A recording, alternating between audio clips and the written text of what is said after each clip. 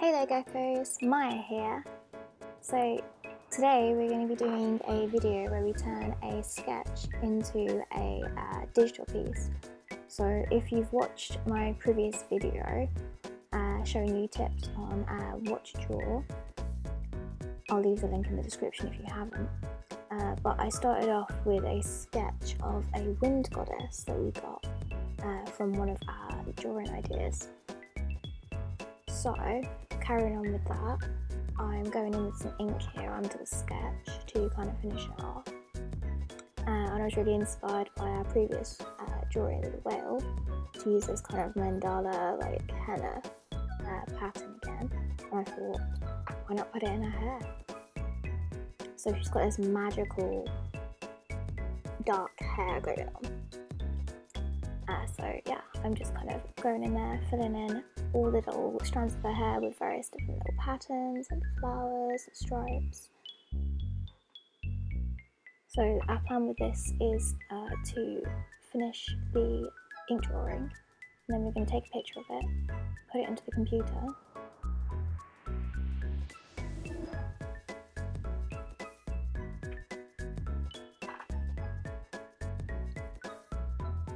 and then we're going to edit it in Photoshop. So ideally, I would like to completely redo the line work once I'm in Photoshop and trace over it, but I haven't got a graphics tablet at the moment, so that's not as easy to do, because I don't know if you, to be able to use a graphics tablet, to be able to do line art in Photoshop, you really need pen pressure. So you need to be able to change the length of a stroke, so the thickness of a stroke, based on how much pressure you're putting, to be able to make it look natural, like you would if you were drawing with your own hand. But because I haven't got this, it all just looks a bit clunky, which you'll see when I first start off in a minute. But we're going to get around that by using this hand-drawn piece rather than just drawing straight into Photoshop. So if you guys at home haven't got a graphics tablet, this might be a way of making some cool stuff digitally that still has some elements of stroke variation. So this stuff around her is supposed to be like the wind that she's conjuring up, because she's a wind goddess. And my idea was that it was actually white, so the whole background behind her would be dark, and then the wind itself would be like this white pattern.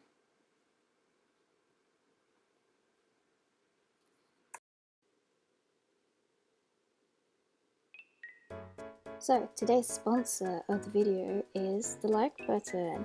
If you like the video, hit the like button. Easy. Okay, back to the video. So here is our finished ink drawing. So as you can see, we've got all these cool patterns going on, and we're going to take this picture and put it into Photoshop. You can see this picture on my Instagram, and if you're interested in getting this as a print, you can ask for that in the community tab or on Patreon.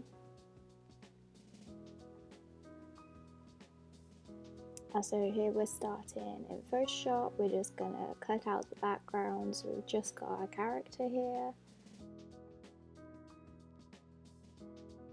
So I'm just using a mask in Photoshop. If you're interested in more in-depth Photoshop tutorials, let me know, and I can show you all different things. So we've cleaned it all up now, the background's gone, and I'm just adjusting the contrast, saturation, brightness levels so that she's black and white rather than this beige colour because of the lighting when I took the picture. Perfect.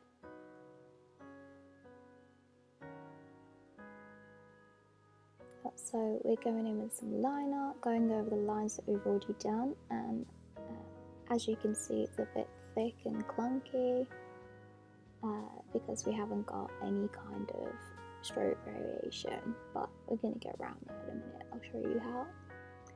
But for now, we're just lowering the opacity of the original drawing and going over it with a black that line art. So the original face I really didn't like, and I'd already tried to redraw it a few times, but the paper was getting a bit dodgy where I'd rubbed it out so many times and redrawn it. So I just decided to start over completely.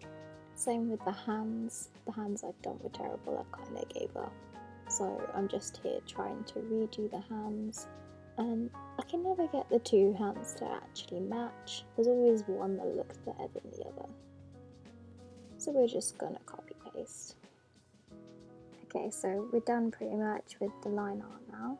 So here I'm trying to like just select the middle. It didn't really work out.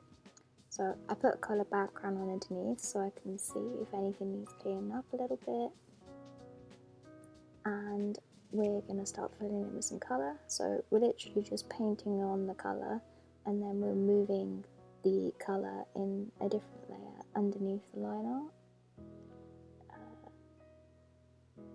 So these colours aren't staying, they're just to kind of block out the different sections, then we can start playing with things in a minute. So what I'm going to do is something I figured out, that if you make a mask of the colour layer when you're finished with it, you can apply a solid colour adjustment to that mask, and then you can just easily change the colour. So what I was talking about earlier, making the line art look better, I've kept the original picture, put it on the top and put it on as a multiply layer and lowered the opacity.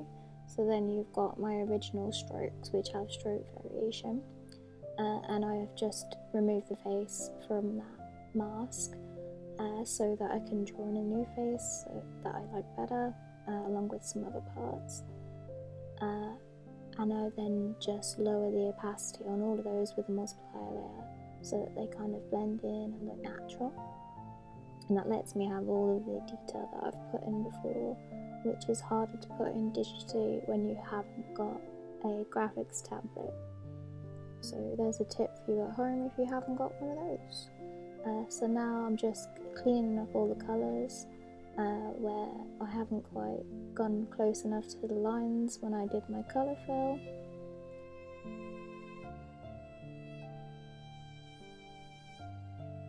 So now we're just putting a darker colour background on underneath so we can see exactly where any of our colours spilled over, clean up all the lines, and also I kind of like the contrast with her hair and the lighter colours, so I decided to keep that later.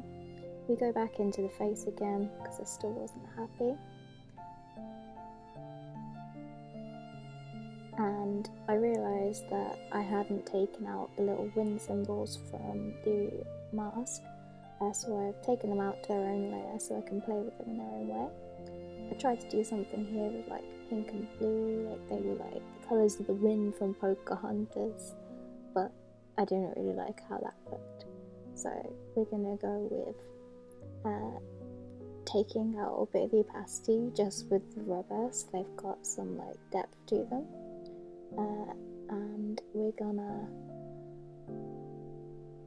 play around with the different blend modes and different colours to see what we can get. In the end we settle on this teal colour with a dark background, and now we're adding a gradient to our background to give some kind of depth to the place where she's standing. So we've got dark at the bottom, light at the top, and we're going to add some mist for the mystery. So to do that we're just using a soft round brush just with a really low opacity, and we're just going over and over and over, building the different layers until it looks like mist, changing the brush size here and there. And that's pretty much the whole thing. We crop it, and I played around with some lighting. I didn't like it, took it out, didn't need it. Sometimes less is more. What I did add was more of the kind of mandala henna symbols, with a lower opacity just behind her, like she's doing some magic. So if you can support the channel in any way, I'd really appreciate it. This video took me a long time to make. Everything's sped up like 40 times the original speed it was to condense it down into this time. So you can imagine how long that actually took. So our Wind Goddess is pretty much done.